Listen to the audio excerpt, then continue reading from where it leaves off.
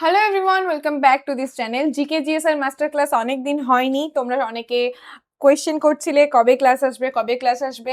আমাদের যে ইনকোয়ারি নাম্বারটা আছে ইনবক্সে প্রচুর মেসেজ এসছে যে জিকেজিএস মাস্টার ক্লাস কেন আসছে না। তো তার জন্য আই এম সরি, বিকজ আমার এক্সাম ছিল, তার জন্য ক্লাস আসেনি। তো এক্সাম হয়ে গেছে এবং জিকেজিএস মাস্টার ক্লাস আবার শিডিউলে চলে এসেছে এবং আজকে আমরা পড়বো জিওগ্রাফির খুব ইম্পর্টেন্ট একটা টপিক, সৌরজগৎ বা সোলার সিস্টেম। তো অ্যাজ ইউজুয়াল ক্লাস হবে, ক্লাসের পরে কোয়েশ্চেন থাকবে, কে কতগুলো কোয়েশ্চেন অ্যাটেম্প করতে পারছো সেটা তোমরা কমেন্ট সেকশনে জানাবে এবং ক্লাসের পিডিএফ রিগার্ডিং সমস্ত ইনফরমেশন তোমরা আমাদের ইনকোয়ারি নাম্বারটাতে কল করে জেনে নিতে পারবে। ঠিক আছে, তো শুরু করা যাক আজকের ক্লাস। সৌরজগৎ বা সৌরমণ্ডল আসলে কি? সৌরজগৎ বা সৌরমণ্ডল বলতে আমরা যেটা বুঝি, বেসিক্যালি সূর্যকে কেন্দ্র করে যে বিভিন্ন গ্রহ, উপগ্রহ, উল্কাপিণ্ড এগুলো ঘুরছে, নক্ষত্র এখানে নেই। সৌরজগতের কেন্দ্রে সূর্য রয়েছে, সৌরজগতে একটাই নক্ষত্র সূর্য, এবং যে বিভিন্ন মহাজাগতিক বস্তুগুলো ঘুরছে সূর্যকে কেন্দ্র করে সেটাই হচ্ছে সূর্যের ফ্যামিলি, সোলার সিস্টেম, এবং সেটাকেই আমরা বলছি সৌরজগৎ। এই সৌরজগৎ প্রায় 4.6 বিলিয়ন বছর আগে বিশাল ধূলিকণা ও গ্যাসের মেঘ বা নীহারিকা থেকে সূর্য এবং তার মহাকর্ষ টানে বাকি আবদ্ধ হয়ে সৃষ্টি হয়েছে। এই যে হাইপোথিসিসটা বা এই যে থিওরিটা, এই থিওরিটাকে কি বলা হয়? এই থিওরিটাকে বলা হয় নেবুলার হাইপোথিসিস। নেবুলা হচ্ছে একটা বড় giant like massive collection of celestial body. ঠিক আছে, সর্বপ্রথম আধুনিক সৌরকেন্দ্রিক সৌরজগতের আবিষ্কার করেছিলেন নিকোলাস কোপারনিকাস। এর আগে পর্যন্ত কি মনে করা হতো? এর আগে পর্যন্ত মনে করা হতো যে পৃথিবী হচ্ছে গোটা সোলার সিস্টেমের মাঝখানে অবস্থান করছে এবং পৃথিবীকে কেন্দ্র করে বাকি যে সমস্ত মহাজাগতিক বস্তুগুলো আমরা আকাশে দেখতে পাচ্ছি, রাতের আকাশে বা দিনের আকাশেও কিছু কিছু জিনিস দেখতে পাচ্ছি, সেগুলো হচ্ছে পৃথিবীকে কেন্দ্র করে ঘুরছে, পৃথিবী হচ্ছে এখানে সেন্টারে অবস্থান করছে, এটা মনে করা হতো। এবং অনেক রিলিজিয়াস টেক্সটের মধ্যে এটা রাখা ছিল। ফার্স্ট টাইম নিকোলাস কোপারনিকাস বললেন যে না, এটা ভুল ধারণা, সৌরজগতের কেন্দ্রে রয়েছে সূর্য এবং পৃথিবী সূর্যের চারিদিকে ঘুরছে, চাঁদ পৃথিবীকে কেন্দ্র করে পৃথিবীর চারিদিকে ঘুরছে, এই ধারণাটা তিনি দিলেন। এবং গ্যালিলিও যখন ফার্স্ট টাইম তিনি দূরবীন আবিষ্কার করছেন এবং সেটা দেখে যখন কোপারনিকাসের যে থিওরি সেটাকেই আবার জোর করে বলছেন যে হ্যাঁ তিনি ঠিক ছিলেন, তখনও তাকে কিন্তু কারাদণ্ড দেওয়া হয়েছিল। তো অল দিস থিংস হ্যাপেন।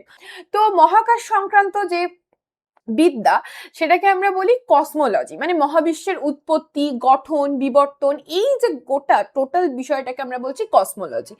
এবং এই কসমোলজি জিনিসটা থেকে যদি আমরা একটু অন্যদিকে তাকাই, যে মহাকাশে যদি ভ্রমণের দিকটা দেখি, মানে ট্যুরিজম হচ্ছে, বা ট্যুরিজম ঠিক না, এখানে বলতে পারবো ভ্রমণ মানে যেখানে যারা এই মহাকাশ মানে রকেট চড়ে যাচ্ছে। আমি ট্যুরিজমের কথা বললাম, এটা শুনে হয়তো অনেকের হাসি পাবে, কিন্তু অ্যাকচুয়ালি স্পেস ট্যুরিজমও কিন্তু আপকামিং বছরে আমরা দেখতে পাবো যে স্পেসে ঘুরতে যাচ্ছে মানুষ, দেখে টেকে চলে আসছে, ইন্টারন্যাশনাল স্পেস স্টেশনে যাচ্ছে, আবার সেখান থেকে ঘুরে আসছে। তো space tourism is not a like myth, এটা কিন্তু হবে আপকামিং ইয়ারে। তো মহাকাশ ভ্রমণ সংক্রান্ত বিদ্যা, সেটাকে বলা হয় অ্যাস্ট্রোনটিক্স। ঠিক আছে, অ্যাস্ট্রোনটিক্স। এরোনটিক্স কি? এরোনটিক্স হচ্ছে এই আমাদের মানে পৃথিবীর অ্যাটমসফিয়ারে যেটা ফ্লাই করছে, যেমন এরোপ্লেন, হেলিকপ্টার, এই সমস্ত জিনিসগুলো যে ফ্লাই করছে সেটার স্টাডিটাকে বলা হয় এরোনটিক্স। আর যখন আমরা পৃথিবীর অ্যাটমসফিয়ার থেকে বাইরে চলে যাচ্ছি, মহাকাশে চলে যাচ্ছে, তখন সেটাকে বলা হচ্ছে অ্যাস্ট্রোনটিক্স। মহাকাশের সামগ্রিক বস্তুর সাথে গ্রহের অবস্থান এবং গতির অধ্যয়নকে বলা হয় অ্যাস্ট্রোনমি। এই অ্যাস্ট্রোনমি শব্দটা তোমরা হয়তো সবাই জানো, অনেক অ্যাস্ট্রোলজার দেখতে পাই আমরা রাস্তাঘাটে অ্যাডভার্টাইজমেন্ট দেওয়ার, এখন তো অ্যাপও চলে এসছে। তো অ্যাস্ট্রোনমি হচ্ছে পড়াশোনা যেটা গ্রহের অবস্থান এবং সেই গ্রহের অবস্থান এবং গ্রহের যে গতি, সেই অধ্যয়নকে বলা হচ্ছে অ্যাস্ট্রোনমি। ওকে, বিভিন্ন গ্রহ এবং তাদের গঠন, গতি, বিবর্তন সম্পর্কে যে শাখাতে আলোচনা করা হচ্ছে সেটাকে বলা হচ্ছে প্ল্যানেটোলজি। তো প্ল্যানেট থেকে আসছে প্ল্যানেটোলজি। এবার আসছে নেবুলার হাইপোথিসিস বা নীহারিকা মতবাদ। নেবুলার হাইপোথিসিস বা নেবুলার থিওরি কি বলছে? যে সৌরজগতের উৎপত্তি এবং বিবর্তন একটা তত্ত্ব, যেখানে নেবুলার হাইপোথিসিস দিচ্ছেন কে ইমানুয়েল কান্ট ইন 1755 এ ইমানুয়েল কান্ট এই তত্ত্বের ধারণা দিচ্ছেন এবং পরবর্তী ক্ষেত্রে 1796 খ্রিস্টাব্দে পিয়ার সিমন ল্যাপলেস এই তত্ত্বটিতে আরো কিছু তত্ত্ব সংযোগ করছে এবং এটাকে বিস্তারিতভাবে ব্যাখ্যা করছে। তার আগে তো জানতে হবে নেবুলা কি, নীহারিকা কি। নেবুলা বা নীহারিকা হচ্ছে মহাকাশের বা মহাশূন্যে ভেসে থাকা ধূলিকণা, হাইড্রোজেন গ্যাস এবং প্লাজমার বিশাল বড় একটা মেঘ, যেটা কোনো ছায়াপথের ক্ষুদ্র অংশ হলো নীহারিকা বা নেবুলা। ঠিক আছে, এরপরে আসছে বিগ ব্যাং তত্ত্ব বা বিগ ব্যাং থিওরি। তো বিগ ব্যাং থিওরি হচ্ছে মহাবিশ্বের উৎপত্তি এবং গঠন সম্পর্কে একটা ধারণা দেয় বিগ ব্যাং থিওরি, এবং এই থিওরিটা এক্সপ্লেন করে যে এক্সপ্লোশন হয়েছিল, একটা বড় এক্সপ্লোশন হয়েছিল এবং সেই এক্সপ্লোশনের জন্য এই ইউনিভার্সটা ক্রিয়েট হয়েছে। ঠিক আছে, এই তত্ত্ব অনুযায়ী আজ থেকে 13.8 মিলিয়ন বছর আগে একটি অতি ক্ষুদ্র অসীম ঘন অত্যন্ত উত্তপ্ত বিন্দু থেকে মহাবিস্ফোরণের মাধ্যমে মহাবিশ্বের সৃষ্টি হয়। তার মানে একটা স্মল পয়েন্ট ছিল যেখানে প্রচুর মাস কনসেন্ট্রেট ছিল, এন্ড সেটা এক্সপ্লোর হয়েছে, এক্সপ্লোর হওয়ার ফলে এই গোটা ইউনিভার্সটা তৈরি হয়েছে। ওকে, এবং 1927-এ জর্জেস ল্যামাইটার সর্বপ্রথম এই তত্ত্বটি দিয়েছিলেন এবং পরবর্তী ক্ষেত্রে এটাতে আবার কিছু অ্যাড করা হয়। এর 1929-এ এডউইন হাবল প্রমাণ করেন যে মহাবিশ্ব প্রসারিত হচ্ছে বলে তিনি এই তত্ত্বকে আরো গুরুত্ব দেন। মানে যেহেতু এখনো আমাদের ইউনিভার্সটা এক্সপ্যান্ড করছে, তার জন্য এই থিওরিটাকে বা এই তত্ত্বটাকে আরো প্রাধান্য দেওয়া হয়েছে। এরপর আসছে গ্যালাক্সি বা ছায়াপথ। What is Galaxy? মহাকর্ষ বলের দ্বারা আবদ্ধ বিশাল এক ব্যবস্থা যেখানে বিভিন্ন নক্ষত্র, গ্রহ, উপগ্রহ, মহাজাগতিক ধূলিকণা, গ্যাস এবং ডার্ক ম্যাটার রয়েছে। তো মানে গ্যালাক্সি হচ্ছে এমন একটা ব্যবস্থা যেখানে একটা massive collection of star, dust, dark matter যেটা একসাথে রয়েছে, এবং কিসের মাধ্যমে রয়েছে না গ্র্যাভিটির মাধ্যমে। এই গ্র্যাভিটির কনসেপ্ট আমরা ফিজিক্সে পড়ি, যে গ্র্যাভিটি মানে হচ্ছে কোনো দুটো বস্তু যদি তাদের কিছু মাস থাকে তাহলে তাদের মধ্যে একটা ফোর্স অফ অ্যাট্রাকশন কাজ করে। এই ফোর্স অফ অ্যাট্রাকশনটা কিসের সঙ্গে প্রপোর্শনাল হয়? এই ফোর্স অফ অ্যাট্রাকশনটা প্রপোর্শনাল হয় সেই দুটো বডির মাসের উপর, m1 ইন্টু m2-র উপর, এবং তাদের মধ্যে ডিস্টেন্সের বর্গের ব্যস্তানুপাতিক হয়। তার মানে যার যত বেশি মাস আছে তার ফোর্স অফ অ্যাট্রাকশন তত বেশি, এবং যদি ডিস্টেন্স বাড়তে থাকে তাহলে সেই ফোর্স অফ অ্যাট্রাকশনটা ডিক্রিজ করতে থাকবে। ওকে, আমাদের যে সোলার সিস্টেম বা আমাদের যে সৌরজগৎ সেটা মিল্কি ওয়ে গ্যালাক্সির পার্ট। ঠিক আছে, তার মানে কি আরো গ্যালাক্সি আছে? হ্যাঁ, অবশ্যই আরো গ্যালাক্সি আছে। এই মিল্কি ওয়ে গ্যালাক্সির সব থেকে কাছের গ্যালাক্সি হচ্ছে অ্যান্ড্রোমেডা গ্যালাক্সি। এটা কিন্তু একটা স্পাইরাল গ্যালাক্সি। ঠিক আছে, অ্যান্ড্রোমেডা গ্যালাক্সি যেটা আমাদের এই মিল্কি ওয়ে গ্যালাক্সি সব থেকে কাছের গ্যালাক্সি। এবারে আসছে প্ল্যানেটস বা গ্রহ পরিচিতি। সূর্যজগৎ, তার সোলার সিস্টেম, তার ফ্যামিলিতে কি আছে? তার ফ্যামিলিতে গ্রহ আছে, উপগ্রহ আছে, অ্যাস্টেরয়েড আছে, কিছু মানে ডাস্ট পার্টিকেল আছে, কিছু ড্রফ প্ল্যানেট আছে, এইরকম সবকিছু নিয়ে সূর্য এবং তার ফ্যামিলি রয়েছে। তো এই সৌরজগতের সব থেকে মেইন যে ক্যারেক্টার সেটা হচ্ছে সান। সানকে কেন্দ্র করেই সবকিছু ঘুরছে, মুভ করছে, এবং সূর্য এই সমস্ত বস্তুগুলোকে মানে একসাথে নিয়ে রয়েছে। এবং এখানে যে সেকেন্ড ইম্পর্টেন্ট পার্টটা আসে সেটা হচ্ছে গ্রহ বা প্ল্যানেট। সূর্য থেকে কেন্দ্র করে বুধ, শুক্র, পৃথিবী, মঙ্গল, বৃহস্পতি, শনি, ইউরেনাস ও নেপচুন, এই 8টি গ্রহ রয়েছে। এর আগে আমরা যখন স্কুলে পড়তাম তখনও কিন্তু আমাদেরকে 9টা গ্রহ পড়ানো হতো, এবং প্লুটোকেও কিন্তু গ্রহর ক্যাটাগরিতে রাখা হতো। প্লুটোকে কবে গ্রহর ক্যাটাগরি থেকে বাদ দেওয়া হয়েছে? 2006 সালে প্লুটোকে গ্রহর ক্যাটাগরি থেকে বাদ দেওয়া হয়েছে, এবং ইন্টারন্যাশনাল অ্যাস্ট্রোনমিক্যাল ইউনিয়ন প্লুটোকে অমিট করেছে প্ল্যানেটের ক্যাটাগরি থেকে, ড্রফ প্ল্যানেট বলেছে, কারণ প্লুটো হচ্ছে এক তো ছোট অনেক সাইজে, আর দ্বিতীয়ত যদি প্লুটোর অরবিটে অন্য কোনো অ্যাস্টেরয়েড বা অন্য কোনো অবজেক্ট চলে আসে তাহলে প্লুটো সেটাকে মানে ছিটকে ফেলে দিতে পারে না, যার জন্য প্লুটোকে কিন্তু ড্রফ প্ল্যানেট হিসেবে ক্যাটাগরাইজ করা হয়েছে। সান, প্রথমে সূর্য পড়বো, মেন ক্যারেক্টার তো পড়তেই হবে, যে পরিবারের একদম মুখ্য সদস্য তার সম্পর্কে পড়তে হবে প্রথমে। সান হচ্ছে আমাদের সোলার সিস্টেমের একমাত্র নক্ষত্র, এবং এটা একটা বিশাল বড় জায়েন্ট একটা উত্তপ্ত নক্ষত্র, এবং পৃথিবীর সব থেকে কাছের নক্ষত্র সূর্য। এর উপাদান হচ্ছে হাইড্রোজেন এবং হিলিয়াম। এই হাইড্রোজেন এবং হিলিয়ামের মধ্যে কি তৈরি হয়? হাইড্রোজেন এবং হিলিয়ামের মধ্যে তৈরি হয় ফিউশন রিয়াকশন। ঠিক আছে, ফিউশন রিয়াকশন, এবং এই ফিউশন রিয়াকশনের ফলে ফিউশন বা নিউক্লিয় সংযোজন রিয়াকশন, ঠিক আছে, সংযোজন রিয়াকশন, নিউক্লিয় সংযোজন রিয়াকশনের ফলে এই ম্যাসিভ অ্যামাউন্ট অফ এনার্জি এবং massive amount of heat produce হয়। এটা power house of the solar system. এবং আমরা ছোটবেলায় ক্লাস টেক্সট বুকটা পড়েছি যে সমস্ত শক্তির উৎস হচ্ছে সূর্য। তাহলে power house of the solar সিস্টেমকে সূর্য। সূর্য প্রায় 27 দিনে নিজের অক্ষের চারিদিকে একবার আবর্তন করে। তার মানে সূর্য তার অক্ষের চারিদিকে কিন্তু স্পিন করছে, সূর্য তার নিজের অক্ষের চারিদিকে স্পিন করছে, সূর্য একটা জায়গায় মানে একটা জায়গায় স্থির থেকে স্পিন করছে। সূর্যের সব থেকে কাছের নক্ষত্র হচ্ছে প্রক্সিমা সেঞ্চুরি এবং সূর্যের সব থেকে দূরের একটি নক্ষত্র যেটা এখনো পর্যন্ত আবিষ্কার করা গেছে, এবং এরও অনেক অনেক দূরে অনেক নক্ষত্র আছে টিল নাও যেটা ডিসকভার হয়েছে, তার নাম হচ্ছে এয়ারেন্ডেল। ঠিক আছে, এয়ারেন্ডেল যেটা 2022 সালে নাসার যমজ ওয়েভ স্পেস টেলিস্কোপ দ্বারা আবিষ্কার করা গেছে। এটা হচ্ছে মানে এখনো পর্যন্ত যেটা ডিসকভার হয়েছে তার মধ্যে সূর্যের সব থেকে দূরে এই নক্ষত্রটি অবস্থান করছে। নেক্সট হচ্ছে সূর্যের কতগুলো স্তর রয়েছে। ঠিক আছে, আভ্যন্তরীণ অংশ এবং যে বায়ুমণ্ডল। সূর্যের অভ্যন্তরীণ অংশ হচ্ছে কোর, বিকিরণ অঞ্চল এবং পরিচলন অঞ্চল। কোর যেটা, সেটা প্রচন্ড চাপে নিউক্লিয়াস ফিউশন প্রক্রিয়ায় হাইড্রোজেন এবং হিলিয়ামে পরিণত হয়ে বিপুল পরিমাণ শক্তি তৈরি করে। যেটা বিকিরণ অঞ্চল সেটা কোর বা কেন্দ্রের বাইরের অংশ। এটা হচ্ছে কোর, ভালো করে একটু জুম করে দেখাই। একদম ভেতরের অংশটা কোর, তারপর এটা হচ্ছে রেডিয়েটিভ জোন বা বিকিরণ অঞ্চল, এবং তারপরে পার্টটা হচ্ছে পরিচলন অঞ্চল। ঠিক আছে, তারপরটা হচ্ছে পরিচলন অঞ্চল। এবার এই পরিচলন অঞ্চলে কি হয় না, এখানে যে এই যে কোরে এবং বিকিরণ অঞ্চলে যে হিটটা তৈরি হচ্ছে সেটা সেই উত্তপ্ত গ্যাস বুদবুদের মতো করে বাবলস হয়ে ওপরে উঠে আসে এবং ঠান্ডা গ্যাস নিচে নেমে যায়। তার জন্য এখানে একটা পরিচলন স্রোত দেখতে পাই। ঠিক আছে, এই পরিচলন স্রোতের জন্য এটাকে পরিচলন অঞ্চল বলা হচ্ছে। এবং এই যে বাইরের অঞ্চল যেটা মানে বায়ুমণ্ডল নামে পরিচিত, যদিও এটাকে বায়ুমণ্ডল বলা যায় না, সূর্যের যে বাইরের অঞ্চল সেটাকে আবার 3টে ভাগে ভাগ করা হয়। খুব ইম্পর্টেন্ট, একটা হচ্ছে ফটোস্ফিয়ার। ফটোস্ফিয়ার মানে যে পার্টটা দেখতে পাওয়া যায়, ঠিক আছে, সেটা হচ্ছে ফটোস্ফিয়ার। ক্রোমোস্ফিয়ার যেটা ফটোস্ফিয়ারের বাইরের অংশ পাতলা লাল রঙের স্তর, যেটা খালি চোখে দেখা যায় না, তবে গ্রহ এবং সূর্যগ্রহণের সময় চাঁদের আশেপাশে একটা লাল রঙের বলয় তৈরি হয়, সেই হিসেবে এটাকে দেখতে পাওয়া যায়। আর করোনা, এটা হচ্ছে একদম বাইরের স্তর, এটি কয়েক মিলিয়ন ডিগ্রি সেলসিয়াস পর্যন্ত উত্তপ্ত হতে পারে এবং পূর্ণ সূর্যগ্রহণের সময় সূর্যের চারিদিকে মুকুটের মতো যে স্তরটা উজ্জ্বলভাবে দেখা যায় সেটাকেই বলা হচ্ছে করোনা। তাহলে করোনা এক্সট্রিমলি হট, অনেক টেম্পারেচার থাকে, ফটোস্ফিয়ারের থেকে করোনাতে বেশি টেম্পারেচার থাকে, এবং এটা হচ্ছে শুধুমাত্র সূর্যগ্রহণের সময়তেই ভিজিবল হয়। এখানে দুটো টার্ম একটুখানি খেয়াল রাখবে, একটা হচ্ছে করোনাল মাস ইজেকশন। ঠিক আছে, করোনাল মাস ইজেকশন।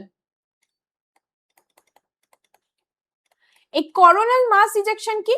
করোনাল মাস ইজেকশন হচ্ছে এই করোনার যে লেয়ারটা রয়েছে, এই করোনার লেয়ার থেকে যে বাবল গুলো ইজেক্ট হয়ে পৃথিবীর দিকে আসে সেটাকে আমরা বলছি করোনাল মাস ইজেকশন। এবং এটার ফলে কি হয়, আমাদের যে উপগ্রহগুলো, যে স্যাটেলাইট গুলো আমাদের কমিউনিকেশনের জন্য পাঠানো হয়েছে পৃথিবীর বাইরে, মানে অ্যাটমসফিয়ারের বাইরে, মহাকাশের স্পেসের মধ্যে যে স্যাটেলাইট গুলো পাঠানো হয়েছে সেই স্যাটেলাইট গুলো ক্ষতিগ্রস্ত হয় এবং টেলিকমিউনিকেশন ক্ষতিগ্রস্ত হয়। তাহলে করোনাল মাস ইজেকশন কি করছে, টেলিকমিউনিকেশন বা যোগাযোগ ব্যবস্থার উপর একটা প্রভাব ফেলছে। এবং সোলার ফ্লেয়ার, এই সোলার ফ্লেয়ারও কিন্তু যোগাযোগ ব্যবস্থার উপর প্রভাব ফেলে। আচ্ছা, এই ইনফরমেশনটা আরেকবার এখানে আলাদা করে দেওয়া রয়েছে। ইম্পর্টেন্ট, সব থেকে দূরের একটি নক্ষত্র যেটা পাওয়া গেছে হচ্ছে এয়ারেন্ডেল, যেটা 2022 সালে নাসার টেলিস্কোপ দ্বারা যেটাকে আবিষ্কার করা গেছে। নেক্সট হচ্ছে Aditya L1 mission. Aditya L1 mission হচ্ছে ভারতের প্রথম সোলার মিশন, যেটা সূর্যের খুব কাছাকাছি না গিয়ে কিছু পয়েন্টস আছে। ঠিক আছে, এরকম 5টা পয়েন্ট আছে, টোটাল 5টা ল্যাগ্রাঞ্জ পয়েন্ট আছে, যার মধ্যে L1, আদিত্য L1 যে মিশনটা পাঠানো হয়েছে সেটা L1 মানে ল্যাগ্রাঞ্জ পয়েন্ট 1-এ এই স্পেসক্রাফটটা যাবে এবং এই স্পেসক্রাফটটা গিয়ে সেখানে পরীক্ষা নিরীক্ষা করবে। এটি হলো ভারতের প্রথম সৌর মিশন যা ইসরো দ্বারা পরিচালিত এবং সূর্যকে সরাসরি পর্যবেক্ষণ করতে পৃথিবী থেকে 15 লক্ষ কিলোমিটার দূরে ল্যাগ্রাঞ্জ পয়েন্ট 1-এর চারপাশে একটি হলো কক্ষপথে এটি অবস্থান করা গেছে। এখানে খেয়াল রাখবে L1 আর L2 এই দুটো পয়েন্টের ডিস্টেন্স হচ্ছে 31 মিলিয়ন কিলোমিটার। ঠিক আছে, 31 মিলিয়ন কিলোমিটার। এবং L1 যেখানে পাঠানো হয়েছে, এই L1 এবং আর্থের মধ্যে ডিস্টেন্স কত? আর্থের মধ্যে ডিস্টেন্স হচ্ছে 1.5 মিলিয়ন কিলোমিটার। ওকে, আচ্ছা, যেহেতু আমরা সূর্য গ্রহ নক্ষত্র এদের ডিস্টেন্সের কথা বলছে। এখানে দুটো ইউনিটের কথা মনে রাখবে, একটা হচ্ছে পারসেক, একটা হচ্ছে লাইট ইয়ার বা আলোকবর্ষ। আলোকবর্ষ মানে এটা কিন্তু ডিস্টেন্সের ইউনিট, দূরত্বের ইউনিট, ঠিক আছে, দূরত্বের ইউনিট। এবং পারসেক কিন্তু লাইট ইয়ারের থেকেও বড় unit. 1 parsec equals to 3.26 light year. Next হচ্ছে অন্তস্থ এবং বহিস্থ কক্ষ, মানে inner planet and outer planet. আমরা প্ল্যানেট গুলোকে ডিভাইড করি কিসের রেসপেক্টে? অ্যাস্টেরয়েড বেল্টের রেসপেক্টে, ঠিক আছে। এই মঙ্গলের পরে একটা অনেক অঞ্চল জুড়ে অ্যাস্টেরয়েড বেল্ট আছে। এই অ্যাস্টেরয়েড বেল্টের ভেতরের দিকে যে গ্রহগুলো সেগুলোকে বলা হয় ইনার প্ল্যানেট, অ্যাস্টেরয়েডের বাইরের দিকে যে গ্রহগুলো রয়েছে সেগুলোকে বলা হয় আউটার প্ল্যানেট। সূর্য সব থেকে কাছাকাছি চারটে গ্রহকে অন্তস্থ গ্রহ বলা হয়। এগুলি প্রধানত পাথর, শিলা এবং ধাতু দিয়ে গঠিত। এদের পৃষ্ঠদেশ কঠিন, মানে এগুলো হচ্ছে সলিড, ঠিক আছে। এদের ওপর ল্যান্ড করা যায়, যেমন বুধ, শুক্র, পৃথিবী এবং মঙ্গল, এখানে ল্যান্ড করা যাবে, ঠিক আছে। এদের মানে যে আপার সারফেসটা, ক্রাস্টটা, সেটা কিন্তু সলিড হয়ে গেছে। এগুলি তুলনামূলকভাবে ছোট, ঘনত্ব বেশি এবং এদের উপগ্রহের সংখ্যা খুব কম, প্রায় নেই বললেই চলে। এই গ্রহগুলোকে টেরেস্ট্রিয়াল প্ল্যানেট বলা হয়, ঠিক আছে। এবং অন্তস্থ গ্রহ হচ্ছে বুধ, শুক্র, পৃথিবী এবং মঙ্গল। এবং আউটার প্ল্যানেট কি কি? অ্যাস্টেরয়েড বেল্টের পরে যেগুলো আছে সেগুলোকে বলা হচ্ছে আউটার প্ল্যানেট, এবং এগুলোকে জোভিয়ান প্ল্যানেটও বলা হয়, আউটার প্ল্যানেট বা জোভিয়ান প্ল্যানেট।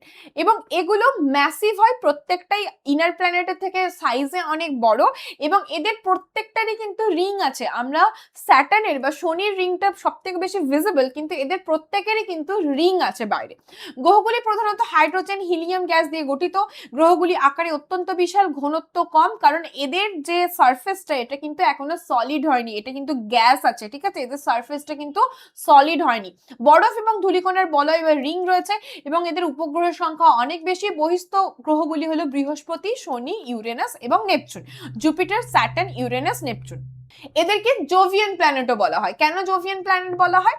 কারণ এদের পৃষ্ঠ এখনো কঠিন নেই, এরা মূলত হাইড্রোজেন এবং হিলিয়াম গ্যাস দ্বারা গঠিত। বৃহস্পতি এবং শনি গ্রহকে বলা হয় গ্যাস জায়েন্ট, এবং এই দুটোকে বলা হয় আইস জায়েন্ট। তাহলে এই দুটোর যে সারফেস, তার মধ্যে এখনো গ্যাস রয়েছে, এটারও গ্যাস আছে, কিন্তু এদের টেম্পারেচার এক্সট্রিমলি লো টেম্পারেচার, এদেরকে বলা হয় গ্যাস জায়েন্ট, এদেরকে বলা হয় আইস জায়েন্ট।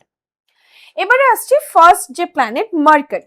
মার্কারি সূর্যের সব থেকে কাছের গ্রহ এবং সব থেকে ক্ষুদ্রতম গ্রহ, ছোট গ্রহ, এবং এটা সৌরজগতের সব থেকে দ্রুততম গ্রহ, মানে এটা ফাস্টেস্ট রেভলিউশন দেখায়, ঠিক আছে।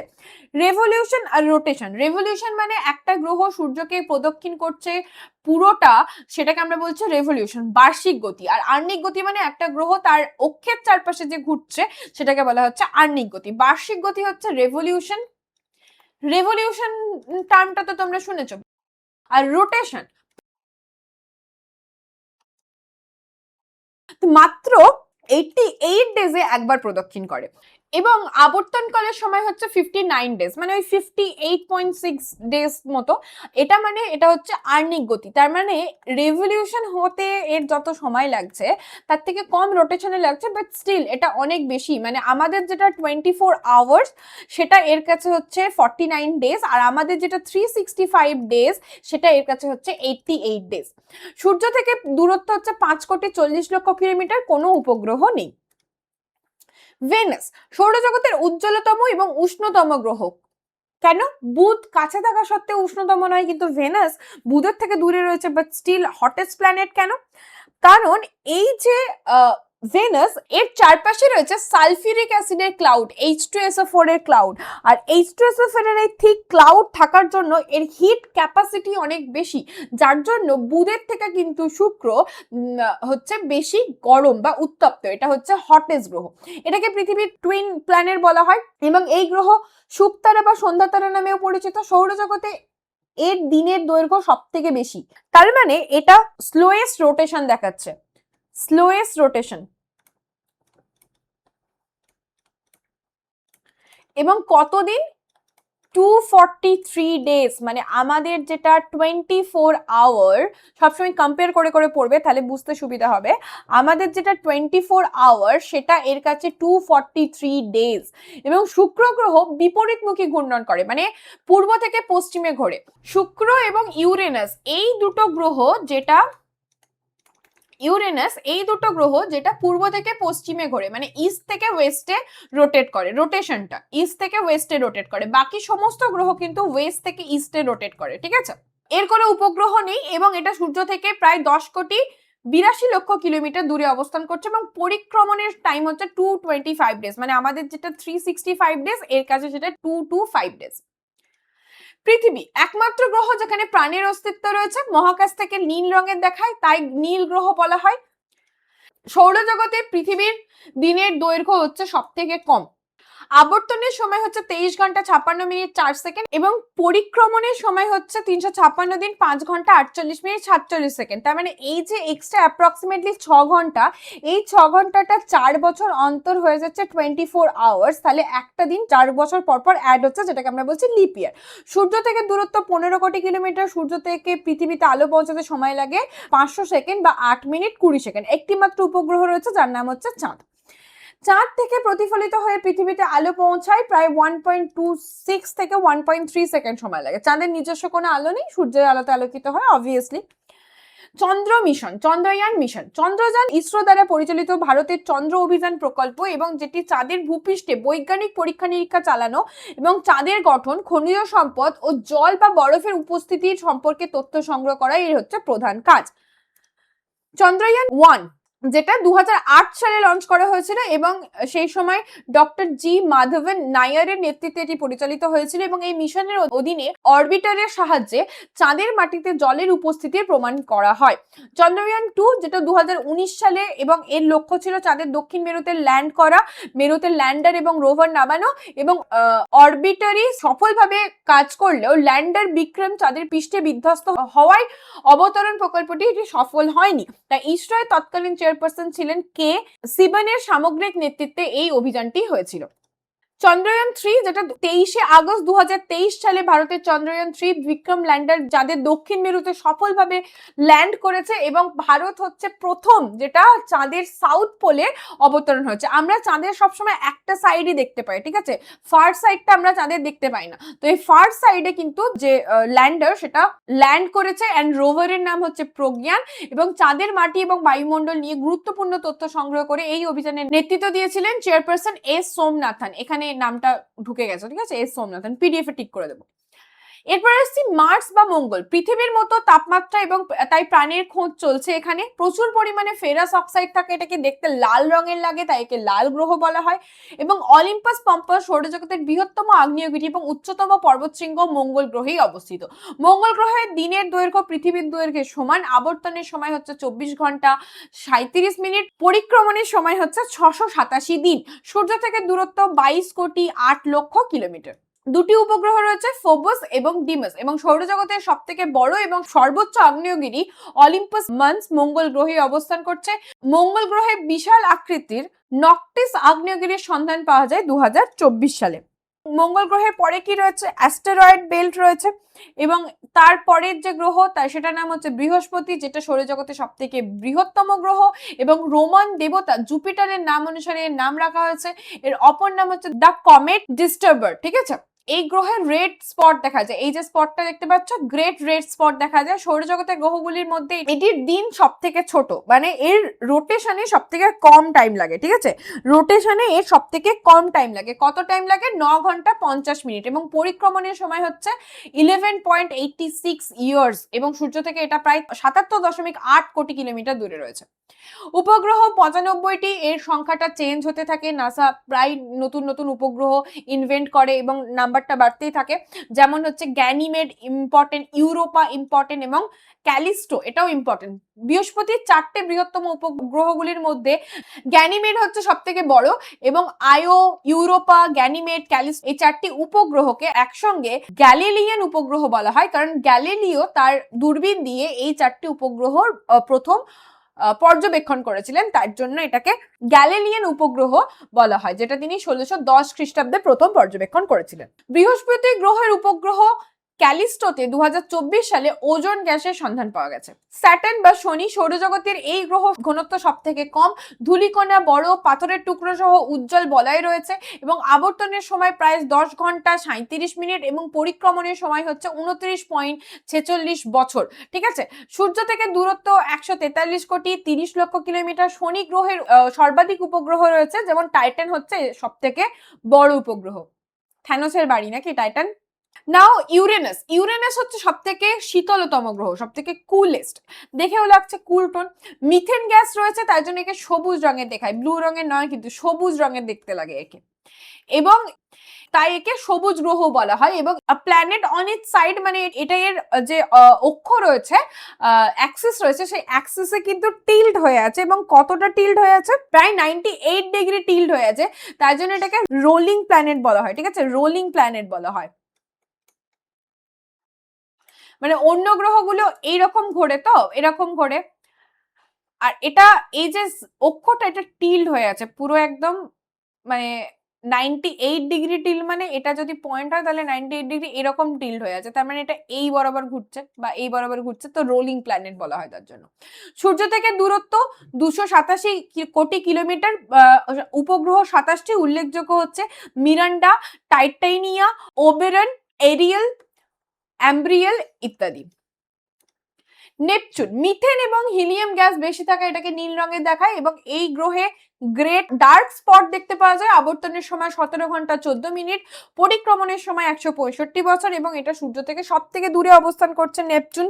এর অনেকগুলো উপগ্রহ রয়েছে, প্রায় 16টি, যার মধ্যে ট্রিটন বা ট্রাইটন, TRITON ইংলিশে স্পেলিংটা এটা, ট্রিটন বা ট্রাইটন হচ্ছে সব থেকে উল্লেখযোগ্য। এরপর হচ্ছে ড্রফ প্ল্যানেট, সূর্যের চারিদিকে ঘোরে এবং নিজস্ব মহাকর্ষের টানে পায় গোলাকার আকৃতির হয়, এবং পূর্ণাঙ্গ গ্রহের মতো এরা নিজেদের কক্ষপথে আশেপাশের অঞ্চলগুলিকে পরিষ্কার রাখতে পারে না, যেটা বললাম প্লুটোকে এই জন্যই বাদ দেওয়া হয়েছিল। এবং প্লুটোকে 2006 সালে বাদ দেয় কারা? ইন্টারন্যাশনাল অ্যাস্ট্রোনমিক্যাল ইউনিয়ন, যেটা 5টা সেলেস্টিয়াল বডিকে বামন গ্রহের স্বীকৃতি দিয়েছিল, প্লুটো, সেরাস, ইউমিস, ম্যাকে এবং এরিস। এবং এই যে ড্রফ প্ল্যানেট গুলো, এই ড্রফ প্ল্যানেটের মধ্যে খেয়াল রাখবে, একটা তোমরা অ্যাস্টেরয়েড বেল্ট পড়লাম, এবং এরপরে আর একটা অ্যাস্টেরয়েড বেল্ট আছে যেটাকে বলা হয় কিউপার বেল্ট। ঠিক আছে, এই কিউপার বেল্টের মধ্যে প্লুটোর সব থেকে বড় যে স্যাটেলাইট, যার নাম চ্যারন, সেটাও কিন্তু এই কিউপার বেল্টেই অবস্থিত। এরিস যে ড্রফ প্ল্যানেট, এটা হচ্ছে সেকেন্ড লার্জেস্ট ড্রফ প্ল্যানেট, প্লুটো হচ্ছে লার্জেস্ট এবং ব্রাইটেস্ট ড্রফ প্ল্যানেট, এবং ম্যাকে হচ্ছে থার্ড লার্জেস্ট ড্রফ প্ল্যানেট। ঠিক আছে, এরপরে আসছি কমেট বা ধূমকেতু। এই কমেট বা ধূমকেতু এটা হচ্ছে ধূলিকণা এবং বরফ দিয়ে তৈরি একটা বিশাল বস্তু, যেটা সূর্যকে প্রদক্ষিণ করে, এবং ধূমকেতু কেন্দ্র যেটা মূল বরফ এবং পাথরের পিণ্ড দিয়ে তৈরি হয়, এবং এটা অনেক লার্জ সাইজের হয়। হ্যালিড ধূমকেতু যেমন 76 বছর পর পর দেখতে পাওয়া যায়। ধূমকেতু যখন উপবৃত্তাকার কক্ষপথে ঘুরতে ঘুরতে সূর্যের কাছাকাছি আসে, তখন সূর্যের উত্তাপে এর বরফ গলে গেলে গ্যাস এবং ধূলিকণায় পরিণত হয়। এই গ্যাস এবং ধূলিকণাগুলি একটি দীর্ঘ উজ্জ্বল লেজের মতো জ্বলতে থাকে, যেটাকে ঝাঁটার মতো দেখতে লাগে, এবং এটা সবসময় সূর্যের বিপরীত দিকে প্রসারিত হতে থাকে। বিজ্ঞানী এমন্ড হ্যালির নাম অনুসারে এই হ্যালিড ধূমকেতুর নাম রাখা হয়েছে। তিনি এই ধূমকেতুর কক্ষপথ গণনা করেছিলেন এবং এর পুনরায় গমন করার যে পূর্বাভাস সেটা দিয়েছিলেন। লাস্ট দেখা গেছে 1986 এ, এবং আবার দেখা যাবে 2061 এ। ব্ল্যাক হোল বা কৃষ্ণ গহ্বর, ব্ল্যাক হোল বা কৃষ্ণ গহ্বর মহাকাশের এমন একটা অঞ্চল যেখানে গ্র্যাভিটেশনাল ফোর্স অত্যন্ত বেশি, এবং এতটাই বেশি যে সেখান থেকে লাইটও এসকেপ করতে পারে না। ঠিক আছে, এবং অতি উচ্চ ঘনত্বের কারণে এটি একটি গভীর গর্তের সৃষ্টি করে, এবং কোনো আলো এখানে প্রতিফলিত না হয় এটি সম্পূর্ণভাবে অন্ধকার বা অদৃশ্য হয়ে যায়। ব্ল্যাক হোলের ঠিক কেন্দ্রে সমস্ত পদার্থ এক অসীম ঘনত্বের বিন্দুতে জমা হয়, যেখানে কোনো রকমের কোনো সূত্র কাজ করে না।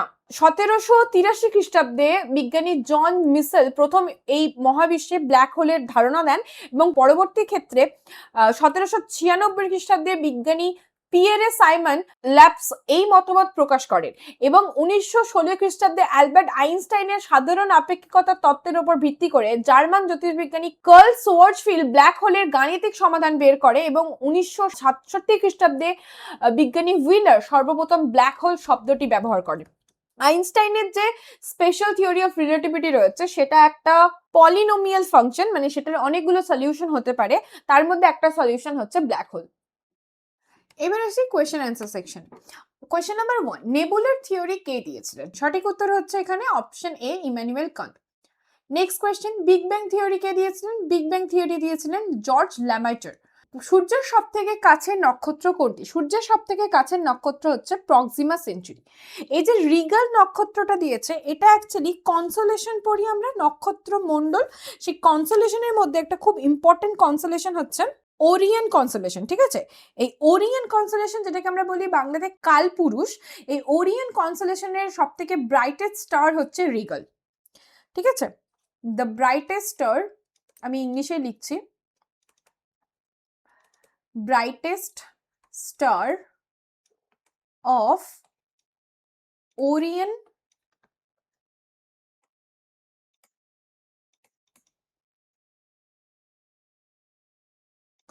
constellation. ওরিয়ন নক্ষত্র মণ্ডলের সবথেকে উজ্জ্বলতম নক্ষত্র।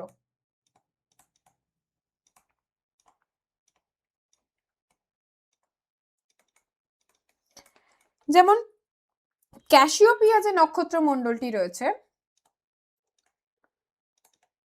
ক্যাসিওপিয়া নক্ষত্র মণ্ডলটি সেটা হচ্ছে ডাব্লিউ শেপের, ঠিক আছে? ডাব্লিউ শেপের নক্ষত্র মণ্ডল। এবং এই নক্ষত্র মণ্ডলের সব থেকে উজ্জ্বলতম নক্ষত্রের নাম হচ্ছে, এই নক্ষত্রটির নাম যে সব থেকে উজ্জ্বলতম নক্ষত্র, তার নাম হচ্ছে সেডার, SCHEDAR। এছাড়া উর্সা মেজর, উর্সা মেজর মানে যেটা সপ্তর্ষি মণ্ডল, 7টা নক্ষত্র থাকে, সেটাও কিন্তু একটা নক্ষত্র মণ্ডলের নাম। সূর্যের সব থেকে বাইরের স্তরকে কি বলা হয়? সূর্যের সব থেকে বাইরের স্তরকে বলা হয় করোনা। সৌরজগৎ কে আবিষ্কার করেছিলেন? সৌরজগৎ আবিষ্কার করেছিলেন নিকোলাস কোপারনিকাস। সৌরজগতের উজ্জ্বলতম গ্রহ কোনটি? উজ্জ্বলতম গ্রহ হচ্ছে শুক্র, যেটাকে সন্ধ্যা তারা বা শুক তারাও বলা হয়। সূর্যের সব থেকে কম সময়ে প্রদক্ষিণ করে কোন গ্রহ?